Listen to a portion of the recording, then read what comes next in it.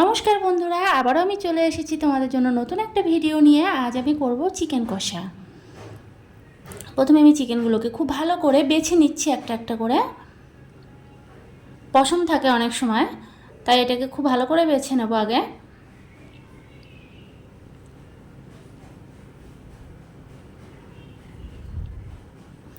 বাছা হয়ে গেছে। প্রথমে আমি নর্মাল জল দিয়ে প্রথম ধুয়ে নেব আমি। তারপর আমি এটাকে লেবু দিয়ে আরও কয়েকবার ভালো করে চটকে ধুয়ে নেব।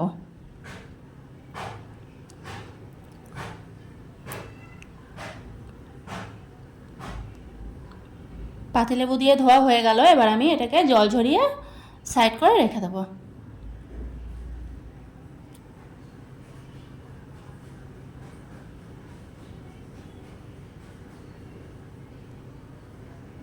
এদিকে আমি কড়াই গরম করে বসিয়ে দিয়েছি সর্ষের তেল। সর্ষের তেলের মধ্যে আমি দিয়ে দেবো আলুগুলো। আগে গোল গোল করে কেটে নিয়েছিলাম আলুগুলো লাল লাল করে ভেজে নেব।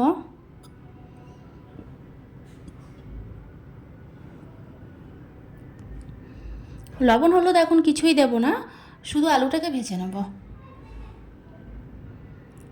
আলু ভাজা হতে হতে আমি মশলার পেস্টটা তৈরি করে নিয়েছি। আদা, রসুন, শুকনো লঙ্কা, কাঁচা লঙ্কা আর গোটা জিরে।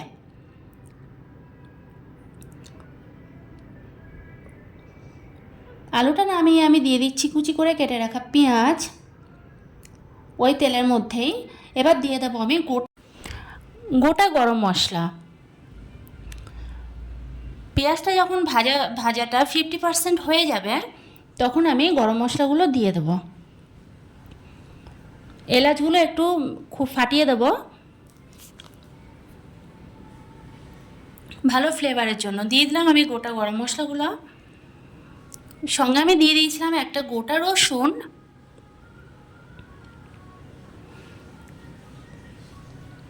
মনে হচ্ছিল তেলটা একটু কম, তাই আমি আরেকটু সর্ষের তেল অ্যাড করে দিলাম। দিয়ে দিচ্ছি আমি মশলার পেস্টটা, যেটা আমি তৈরি করে নিয়েছি, আর দিয়ে দিচ্ছি বাটিটা ধুয়ে অল্প একটু জল, যেন মশলাটা লেগে না যায়।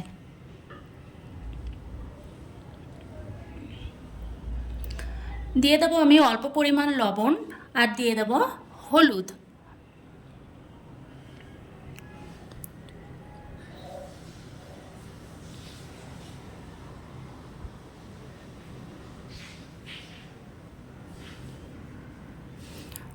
মশলাটা মোটামুটি কষানো হয়ে গেছে। এবার আমি দিয়ে দিচ্ছি চিকেনগুলো।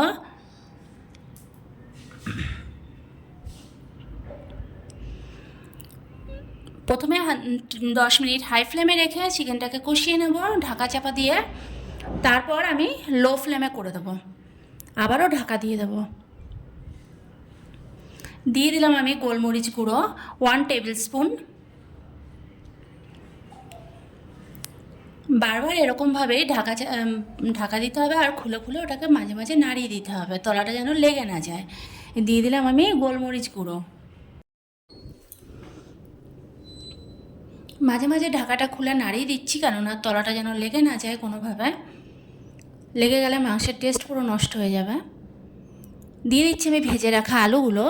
আমি কিন্তু চিকেনে এখনও লবণ অ্যাড করিনি।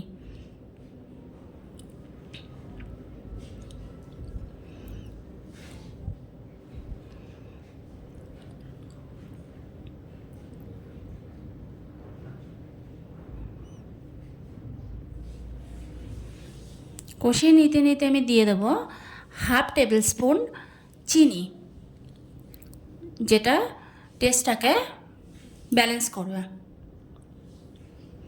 আর কালারের জন্য আমি তো টমেটো দিইনি, কালারটাও ভালো আসবে। টমেটোটা আমার হাতের কাছে অ্যাভেলেবেল ছিল না, তাই আমি দিতে পারিনি। তোমাদের হাতের কাছে টমেটো অ্যাভেলেবেল থাকলে তোমরা এটাকে দিতে পারো।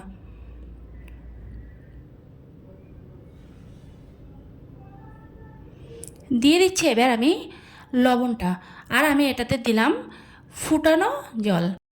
জলটা ফুটিয়ে দিলে তরকারির টেস্টটা ভালো হয়, তাই আমি জলটা ফুটিয়ে দিয়েছিলাম। এবার আমি দিয়ে দেবো শাহি গরম মশলা। গরম মশলা দিয়ে আরও 5 মিনিট মতো আমি এটাকে ঢাকা দিয়ে তারপর নামিয়ে দেবো। আমার চিকেন দেখো একেবারেই রেডি। এবার এটাকে গরম গরম পরিবেশন করো ভাত কিংবা যে কোনো রাইসের সঙ্গে। দারুণ লাগবে খেতে। একবার জাস্ট করে খেয়ে দেখো তোমরা ঘরে। দেখো কালারটা কত সুন্দর এসছে।